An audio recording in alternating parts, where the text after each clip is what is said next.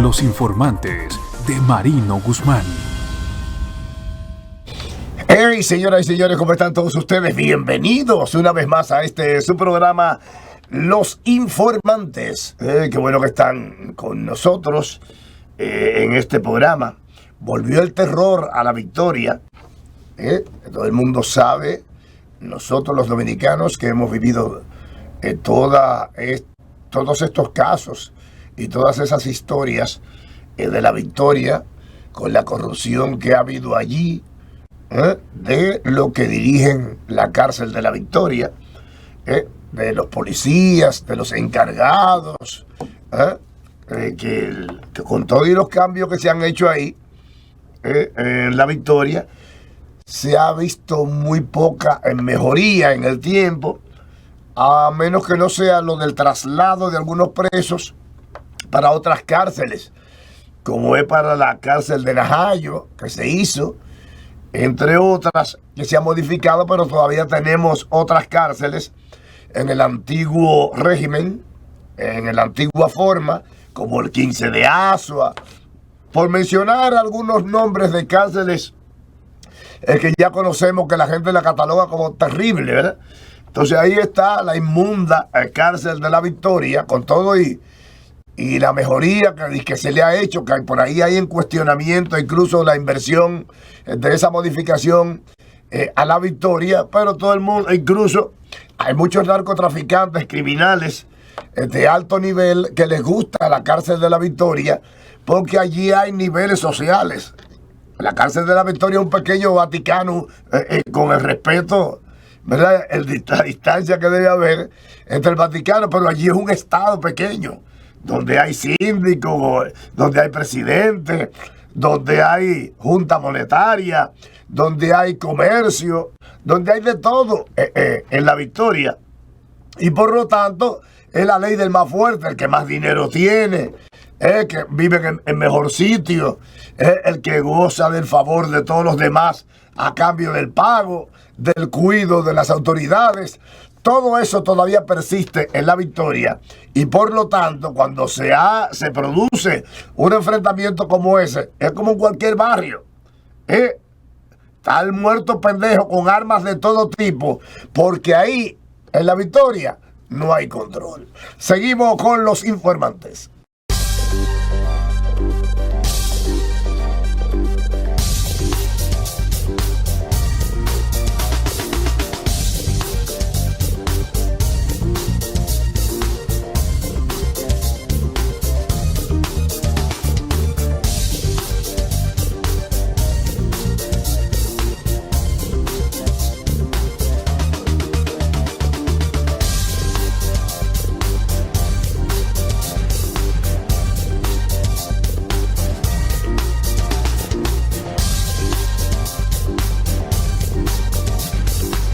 Los informantes de Marino Guzmán.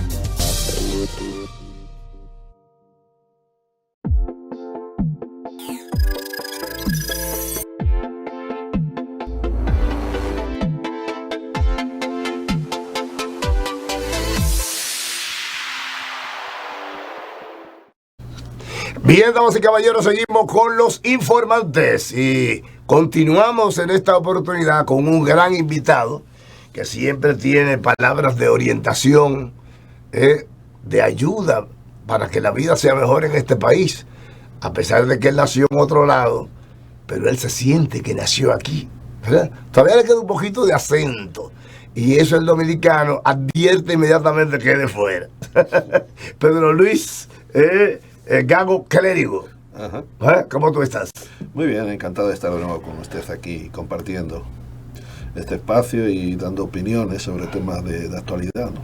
Sí, tú como sociólogo y asesor político, pero asesor también de medio ambiente, te ha adentrado a muchas cosas que son importantes en la vida nacional.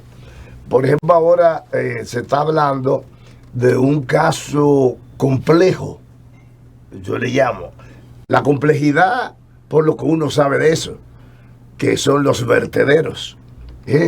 Los vertederos que ha servido para conspirar en contra de la sociedad dominicana, cuando le prenden fuego ¿verdad?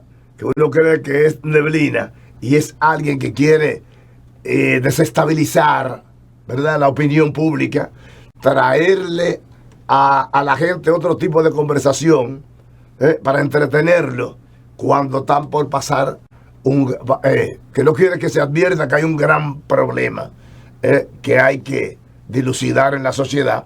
Le prenden fuego al vertedero de Duquesa o al de Santiago.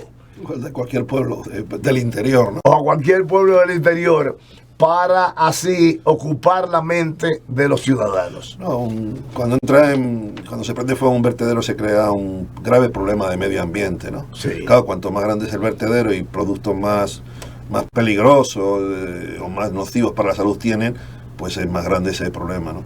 Pero vamos, el problema de los vertederos es el final de la cadena del problema de los residuos sólidos en nuestro país, ¿no?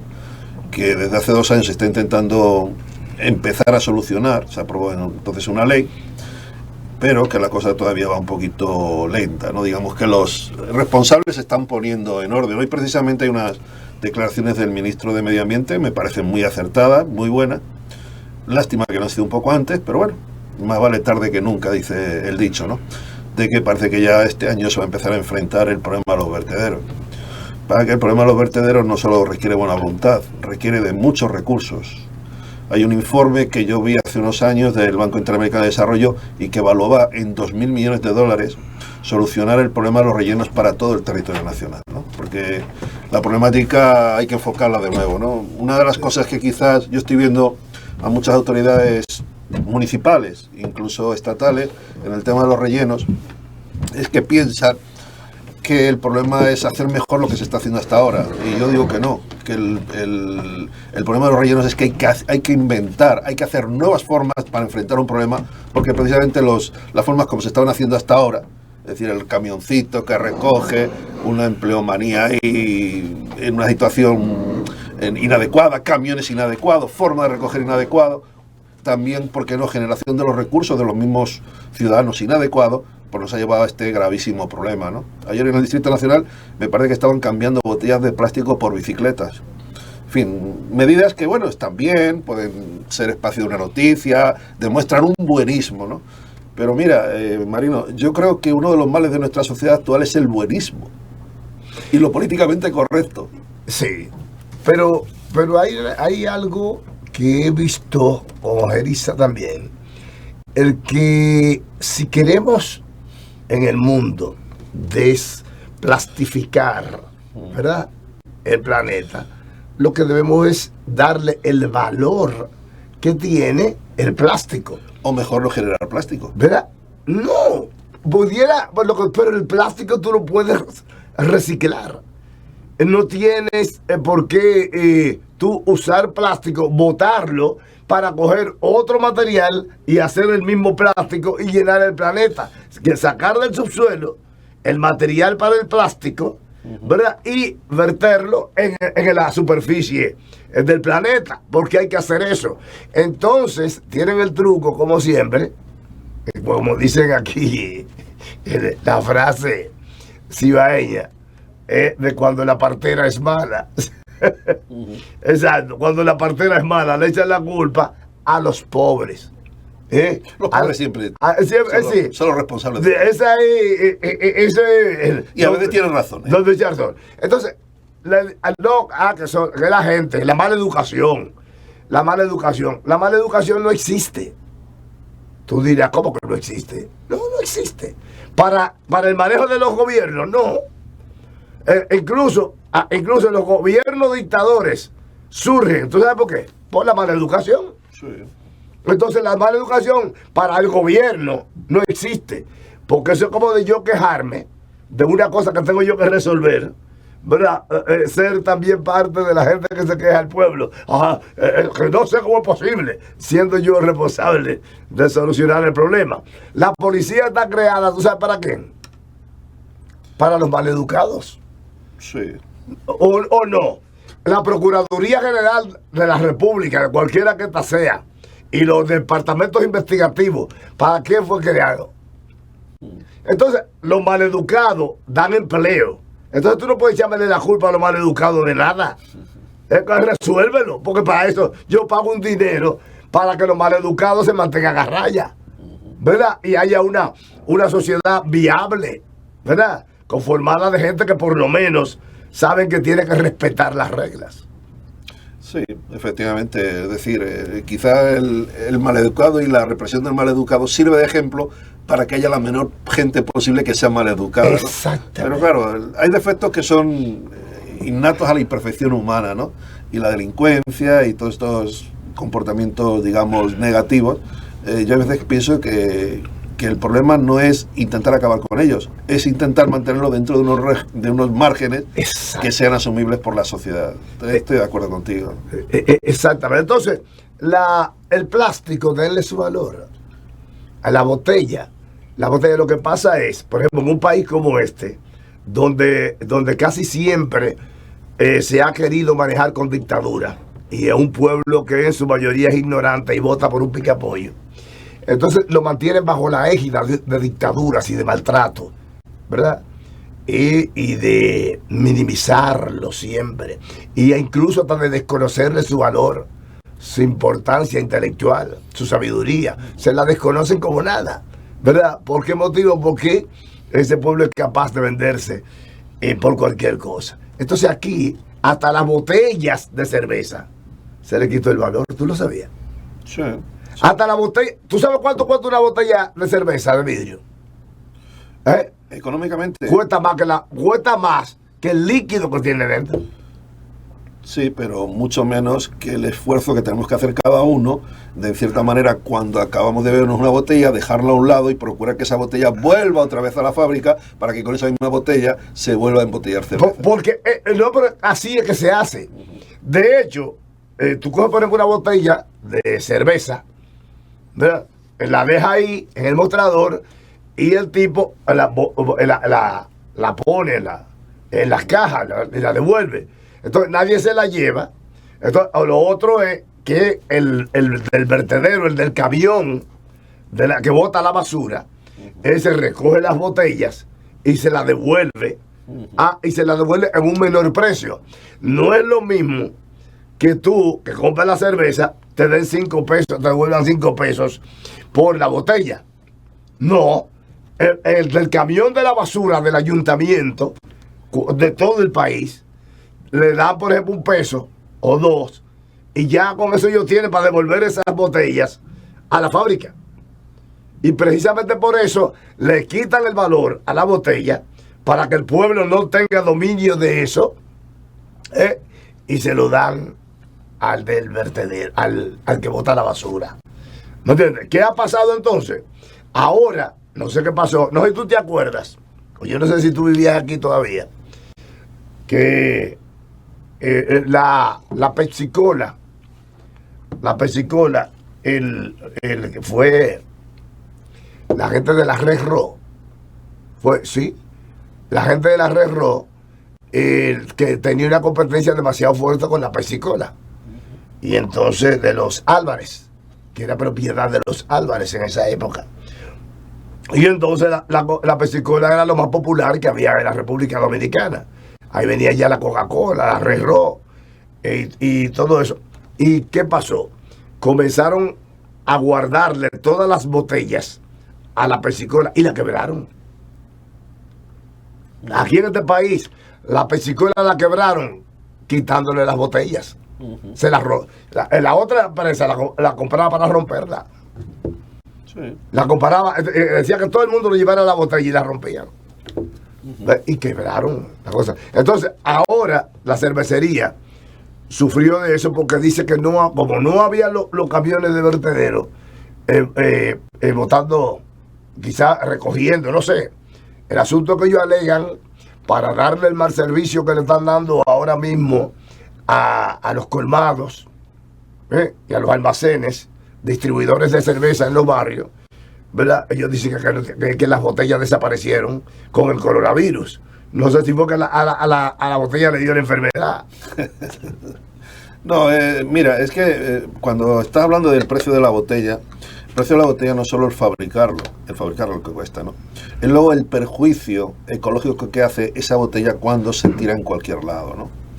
Entonces, precisamente la nueva normativa que está la ciudadanía por descubrir y las autoridades por aplicar, prevé una cosa que se llama la responsabilidad extendida, donde aquel que genera el envase para vender un producto tiene que responsabilizarse para adoptar todas las medidas que sean necesarias para recuperar ese envase. Exacto. Incluso el otro día compré un producto estos para intentar adelgazar, aunque no te lo crea, estoy intentando por lo menos no estar más gordo.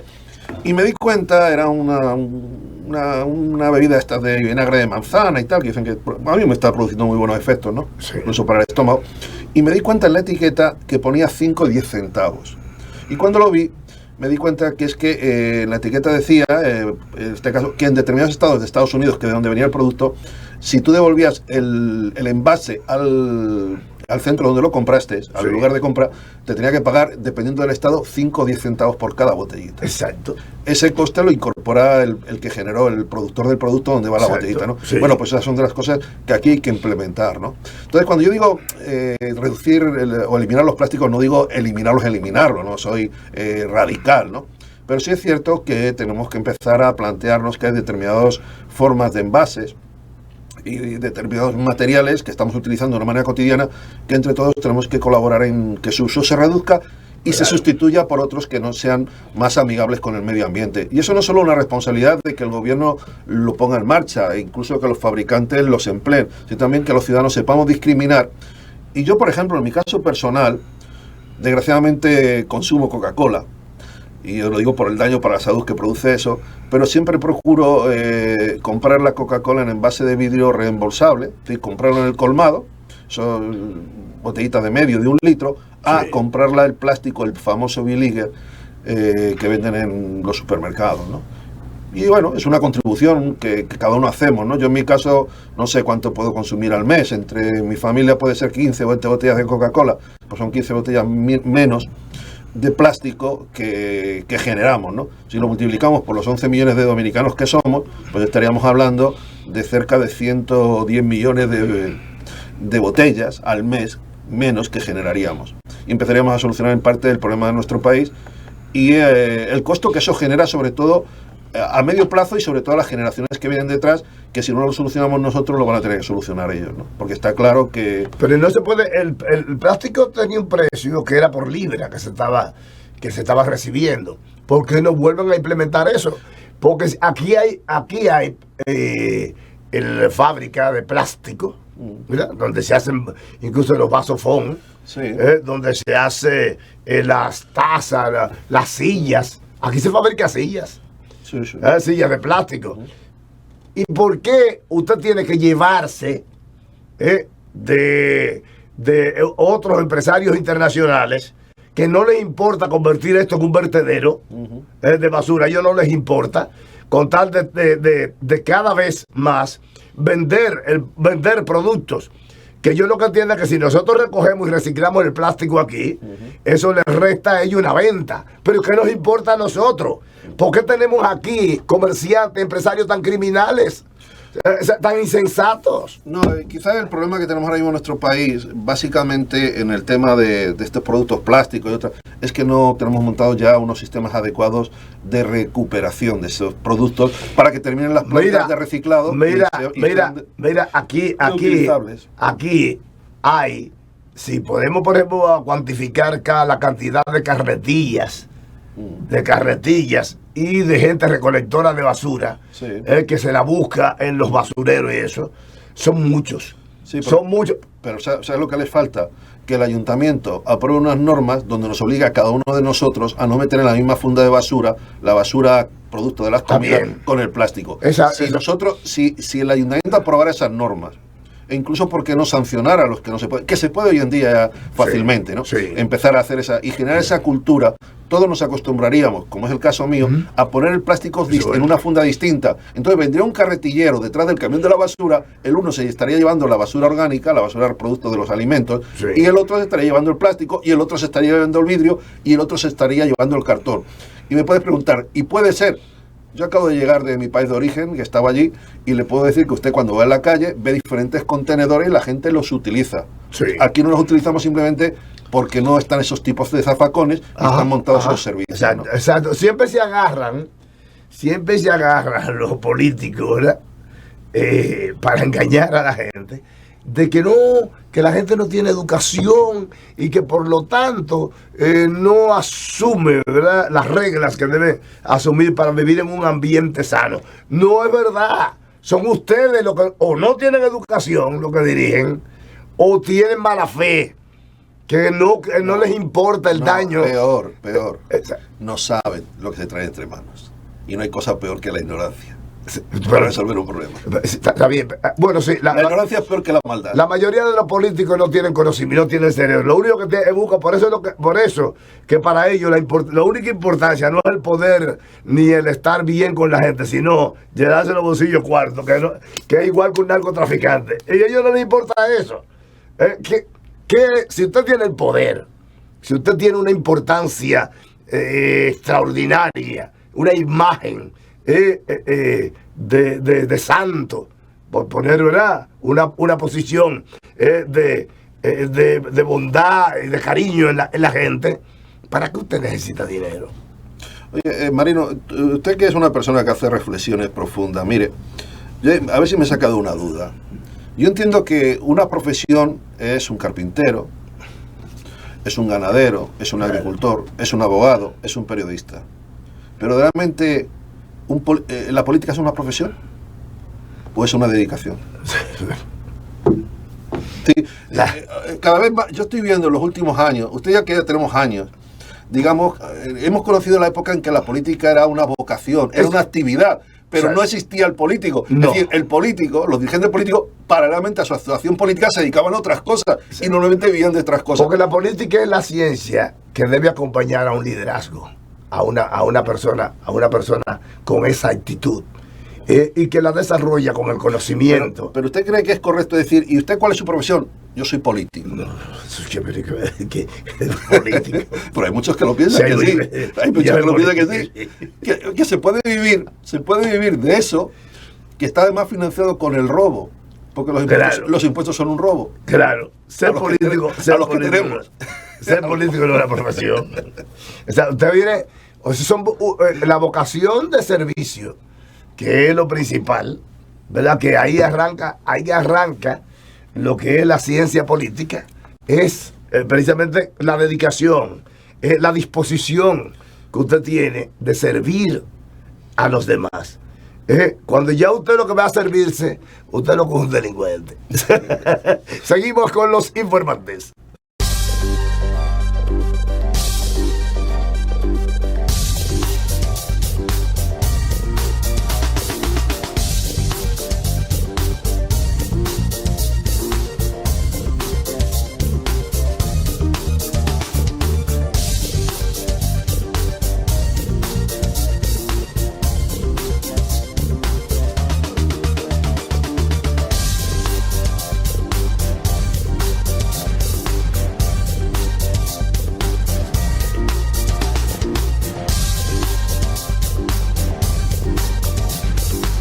Los informantes de Marino Guzmán.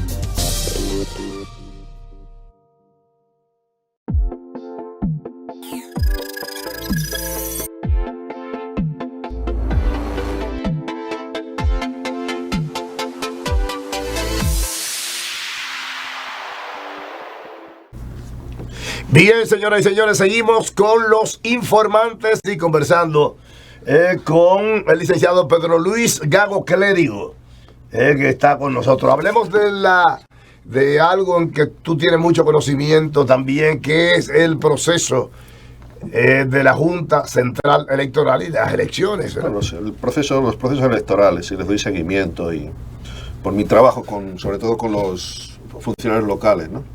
Entonces, sí. Bueno, todo el mundo sabemos que en el año anterior a las pasadas elecciones se aprobó una ley que, como siempre, porque es típico de la República Dominicana, que las leyes nazcan ya imperfectas, ¿no? Pero, no sé, la polémica ahora que se está surgiendo, el hecho de que la Junta Central Electoral haya tomado ese protagonismo, cuando creo que una administración electoral es más de acompañamiento, más que de poner los temas en candelero. Creo que es un problema propio de la propia sociedad y sobre todo de los mismos partidos políticos, que son los actores más implicados en el sistema electoral. por cierta manera estoy viendo riesgos, porque además yo honestamente creo que el problema no es si el sistema electoral que tenemos ahora mismo, regulado por la última ley, es bueno o malo o puede ser mejorable, ¿no?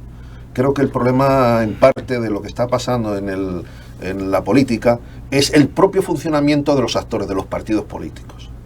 Es decir, que sus deficiencias y sus irregularidades luego se traspasan a los procesos electorales y damos las consecuencias que luego se están dando, ¿no? Es decir, por ejemplo, los partidos políticos pues se observan unos comportamientos no siempre democráticos, se está acusando, no lo digo yo, lo dice todo el mundo, de esas oligarquías partidarias que dominan los partidos. De ahí, por ejemplo, la figura del voto preferente, que no fue ya solo por facilitar el que la ciudadanía pudiera elegir directamente dentro de una candidatura a cuál de los candidatos que ofrece el partido, sino que se hizo en parte también, como así lo han reconocido mucha gente, que tú hablas con ellos y te dicen, yo estoy aquí de diputado o estoy aquí de regidor gracias al voto preferencial, porque la oligarquía de mi partido o la dirigencia de mi partido me tenía bloqueado.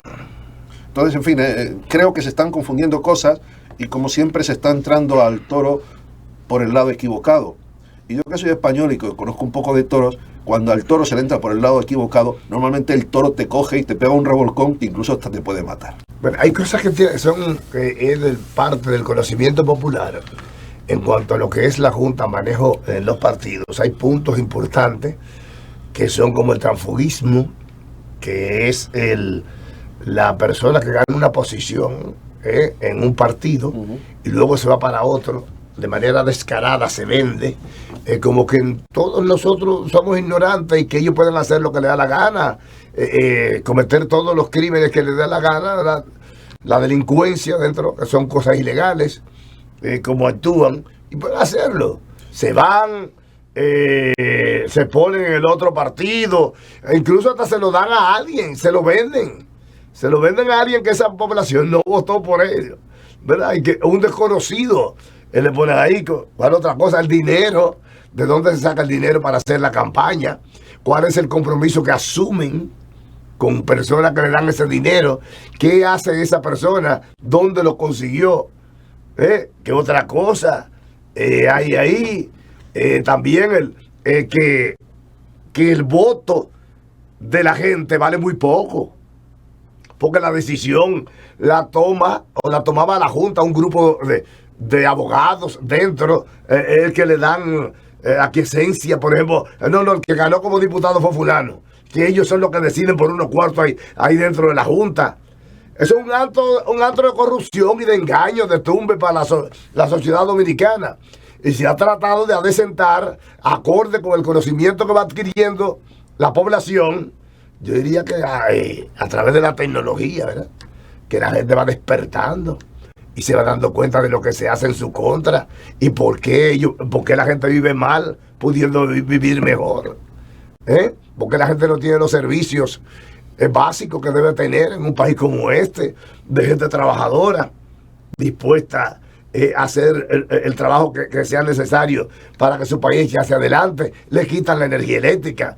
Ahora mismo ya no le están quitando tanto la energía eléctrica, pero ahora te quitan la internet.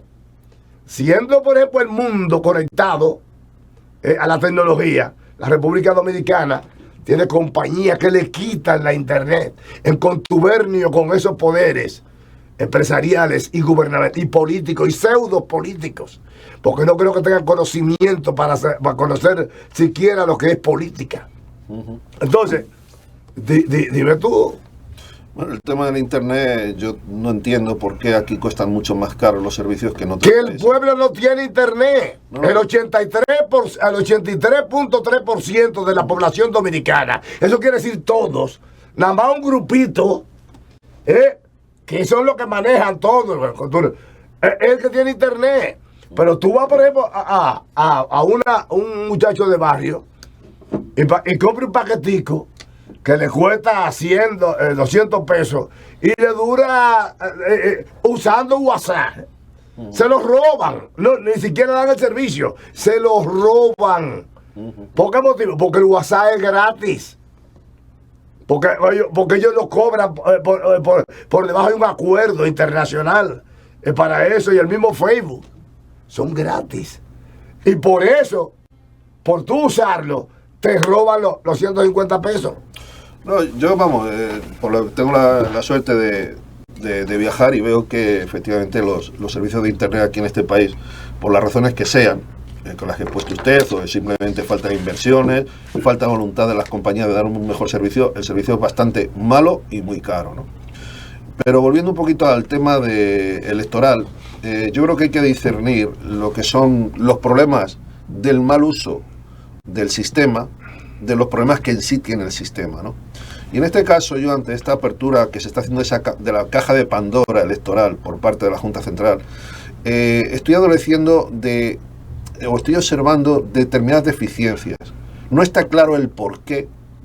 Quizás se está poniendo énfasis en cosas como anécdotas. Si el voto preferencial, no el voto preferencial, además el voto preferencial en las elecciones municipales, sin haber manifestado antes, o tener claro antes, las razones de fondo que aconsejan hacer este proceso de revisión del sistema electoral, cuando ya quedan 2 años para las siguientes elecciones. Todavía este año es un año de tranquilidad, pero el día 1 de enero ya del año que viene, dentro de 11 meses, se dará el escopetazo y ya se empezará otra vez a entrar en esa vorágine que es tan típica de nuestro país, de cara a la captación del voto y a la captación al final de los candidatos a salir elegidos, ¿no? Entonces yo estoy observando ahí como que no termino de entender bien por qué incluso cuestionar una ley que tampoco se ha aplicado, porque la ley actualmente electoral es de hace 2 años, bueno, sí, de 3 años, ya claro, del 2019, ¿no? Y cómo quizá no procurar, a pesar de las deficiencias que tiene, pero procurar implementarla dentro de sus potencialidades para detectar mejor los defectos que tiene y corregirlos. ¿Cuáles defectos tú adviertes tiene esa ley? Bueno, fíjate, yo en principio considero que es mucho mejor que la que había anteriormente, que era el año 97, ¿no? Es decir, creo que eso duró 20 años para que se aprobara. Eso se sometió hace... Sí, es que te voy a decir una cosa. El tema de la reforma electoral está muy ligada también al final a lo que puede ser quien ostenta el poder. Fíjese, el sistema electoral no es nada, un engaño. No es nada inocente. Según se han dado casos, por ejemplo, ha habido una persona en la historia, en el caso de Francia, el famoso general de Gaulle, sí, los más jóvenes no lo van a conocer, que era un experto en, cuando veía que las cosas políticamente cambiaban en el país, hacer un manejo de las circunscripciones, de tal forma que intentaba que donde iban a ganar los contrarios por amplia mayoría, procuraba que votos que ellos tenían en otras circunscripciones se le incluyeran, porque ahora de verdad un diputado se gana lo mismo por 2.000 votos que por 20.000 votos. Y en aquellas circunscripciones donde estaba la cosa un poco a la par, procuraba, en este caso este señor se manejaba dentro del sector de la derecha, que modificara circunscripciones para quitarle aquellos pedacitos donde votaba la izquierda, para que al final en esa circunscripción ganaran los candidatos de derecha, ¿no? Entonces, verdaderamente el manejo del sistema electoral no es nada inocente. Aquí yo creo que no hay la sutileza, o no me ha parecido dar la sutileza, por lo menos por la gran mayoría de la clase política, de saber manejar bien un sistema electoral. Te puede dar el poder y si te equivocas te lo puede quitar, ¿me entiendes? Entonces, pero esta ley sí enfrentó cuestiones. Por ejemplo, gracias a esta ley ahora mismo no estamos en campaña electoral como sucedía antes. Es decir, la ley se dice que el que haga campaña, proselitismo electoral buscando el voto, automáticamente queda descalificado. La ley incorporó buenos criterios sobre limitar el gasto electoral. Cosa distinta es que luego no lo aplicó. Por ejemplo, en la pasada Junta Central Electoral, que lo empezó a hacer en la pre-campaña, porque yo estuve asesorando a varios candidatos, tanto municipales como congresionales, de cómo tenían que hacer esa declaración que se hacía por un sistema y tal. De buenas a primeras, la campaña electoral la suspendió. Entonces, muy importante actualmente es la igualdad de oportunidades entre todos los candidatos, es evitar que el gasto sea ilimitado, sí, dentro de lo que cabe, ¿no? Hombre, el candidato que carece de recursos siempre va a estar en una inferior condición de competición con el que dispone de más recursos para promocionar más su imagen. Pero afortunadamente también hoy en día la tecnología ha hecho que cualquier persona, hasta un desconocido, graba un TikTok y puede ganar unas elecciones. Me viene a la cabeza ahora mismo un caso en Chile, que hubo unas elecciones hace un año para elegir una asamblea constituyente, para hacer una constitución, que un tipo que no era nadie fingió que estaba enfermo y demás y consiguió salir elegido gracias a ese tipo de provocación. A tanto pena a la gente, salió elegido para ser miembro de esa constituyente, ¿no? Luego, posteriormente, descubrió que es mentira y ahora ya no, digamos que ha renunciado a trabajar, porque parece ser que sigue cobrando, ¿no? Pero bueno, por lo cual quiere decir que la picaresca no es solo propia de nuestro país, sino de cualquier lugar, ¿no?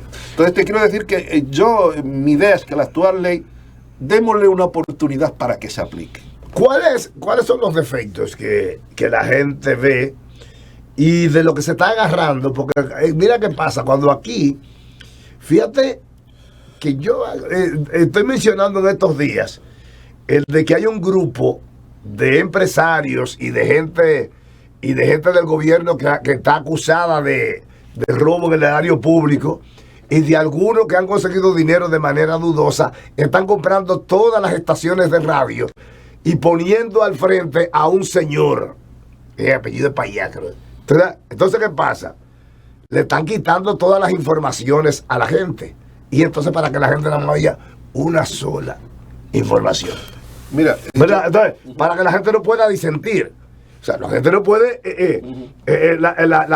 la capacidad, actitud crítica de la gente, entonces desaparece, ¿verdad? Porque tú nada más oyes una sola voz, nada más tienes que llamar a este señor, y eso la Constitución de la República lo prohíbe, ¿verdad? Los medios de comunicación son propiedad del pueblo. El monopolio.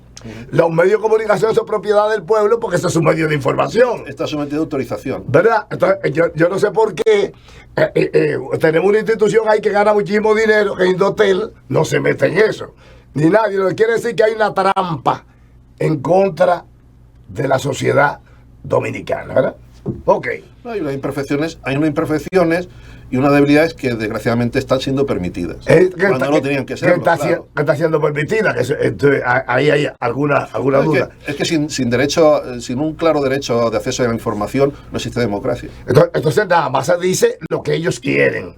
Y entonces imagínate tú lo que va a pasar aquí. Entonces esa ley que duró 20 años para que fuera aprobada, ellos la manejan a través de esos medios de información y le meten a la gente en su cabeza que esto está malo, que esto está bien, entonces lo confunden.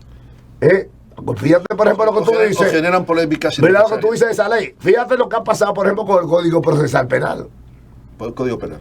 El Código Penal tiene muchas cosas buenas, que el cambio solamente, la aplicación nos deja mucho beneficio en la sociedad. Entonces, el que elimine todos esos puntos que son punibles, ¿verdad? Y que lo tratan de quitar, cambiarlo, como es, por ejemplo, el que caduque, ¿verdad? El que prescriba el robo al erario público, de alguna manera, para quedarse con el dinero, todas esas cosas, y con esos medios le cambian la percepción a la gente. Por eso quiero preguntarte a ti, con el conocimiento que tú tienes, ¿qué hay de malo en esa ley aprobada en esa ley electoral?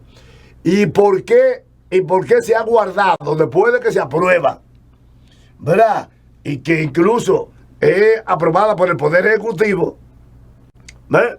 ¿Por qué se guarda esa ley y ahora se saca con que hay que modificarla?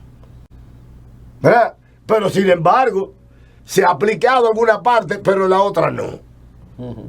¿Verdad? Que también es extraño, porque una ley o se aplica o no se aplica.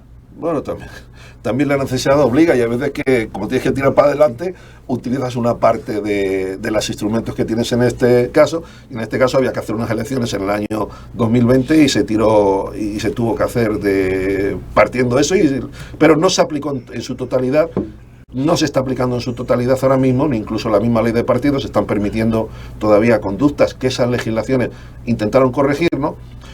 Y quizás el reto está ahora mismo más que en cambiar la normativa, en analizar y buscar la forma de que sus disposiciones se apliquen a plenitud o en un 99%. Esa es otra cosa. ¿Por qué se aprueban dos leyes?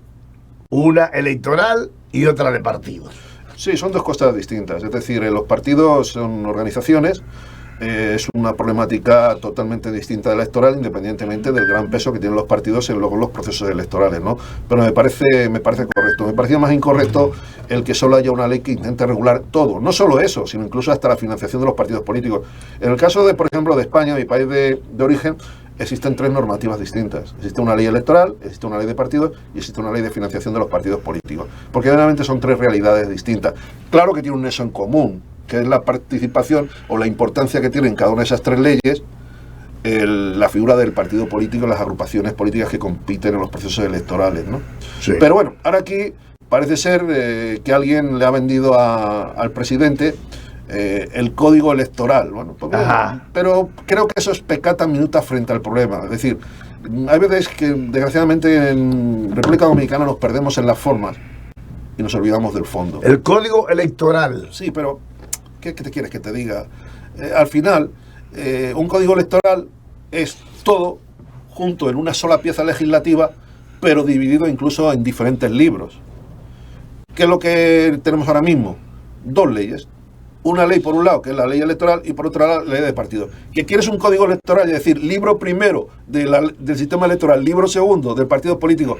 Honestamente, no voy a perder el tiempo en discutir si eso procede o no. Si te gusta, te cedo esa iniciativa, ¿no? Pero no cambian nada en el fondo. ¿Cuál es la parte mala? ¿Cuál es la parte mala que tiene la ley de... bueno, ahora mismo tenemos dos problemas, ¿verdad? O es también falta de actitud de la Junta Central Electoral, de valentía para trabajar acorde con la ley, ¿verdad? Y aplicarla cómo va, o si tiene algún defecto. Tanto la ley de partidos como la ley electoral, que las dos están en cuestionamiento. Mira, defectos, sin lugar a duda, vuelvo a decir que las tiene, ¿no? Como toda obra humana que es una ley, y especialmente en República Dominicana, todas las leyes, desgraciadamente, suelen tener defectos. El mismo detalle que hemos hablado, para mí la aprobación o no del Código Penal no es ya, digamos, esas discusiones que está habiendo en alguna de sus partes. Yo voy más allá. Yo me planteo si el Congreso Nacional de la República Dominicana tiene capacidad verdaderamente institucional para solventar un problema o hacer una obra tan grande como es un código penal, que no es una ley normal. Un código penal, por su extensión, por su importancia, por los efectos que tiene sobre la vida de cada uno de nosotros, verdaderamente no está cualquiera en condiciones de aprobarlo, ¿no? Y entonces esa es la mayor preocupación que yo tengo. Es decir, ¿cómo puede ser que por temas de segunda o tercera línea al final lo importante no siga avanzando, ¿no? Y esté bloqueado? Porque el Código Penal ahora mismo no es que esté parado porque sea una incidencia total, no haya una discusión sobre el mismo en sí, sino sobre determinados aspectos muy importantes. Sí, pero se le va introduciendo, ahí está como una olla de chambre. Tú conoces el chambre, ¿verdad? No sé. Que es una comida que se le echa de todo lo que hay en la nevera. Entonces, ¿verdad? Bueno, se hace una especie de zambumbio. Ahora te confundí más. Pues así si las leyes se hacen de esa forma, pobre país. Sí, pues, el presidente dijo ayer fue que había que meter en el Código Procesal Penal la cadena perpetua. Y mencionó incluso un caso que consternó mucho a la sociedad dominicana, de un señor que mató a su pareja y violó sus hijos, sus 3 hijos, que es un chamán chakra, ¿verdad? Dijo eso, que cómo era posible que una persona así volviera a compartir, ¿verdad?, de manera normal dentro de la sociedad, que debía de por vida sacarlo de circulación, o sea, tenerlo recluido, una cárcel. Bien, yo lo único que digo es que hay que tener mucho cuidado. Las normas son de general aplicación para todo el mundo y hay que tener mucho cuidado cuando ante hechos muy concretos, muy específicos, se intenta ya luego, es decir, ante excepciones, convertir la excepción en una generalidad. Sí. Eso es lo único que digo. Muchísimas en este gracias. caso en concreto es lamentable todo eso, pero yo no sé si la cadena perpetua va a evitar que en el futuro vuelva a haber otro espécimen de ese tipo. Sí. En Estados Unidos hay pena de muerte y los corredores de la muerte están sobresaturados, sí, ¿no? Sí, pero claro está, se controla. Es como el mensaje que manda China, ¿verdad? Manda China a 1.400 millones de gente allá a todos los confines cerca de Mongolia. Le dan le dan, fusilan a uno en público y ese mensaje llega allá. Sí, pero tú crees que ¿Me entiendes? O sea, no es que en tantos millones de gente tú vas a evitar que sucedan cosas. Pero tú crees que los dominicanos somos como los chinos, que quizás República Dominicana debe tener en cuenta a la hora de fijar sus políticas Muchísimas y gracias, sus decisiones lo que se hace en China. Pedro, para que mí no. siempre es un placer tenerte, conversar contigo en Sí, este programa. Muchas gracias. Muchísimas gracias. Señores, hasta aquí los informantes.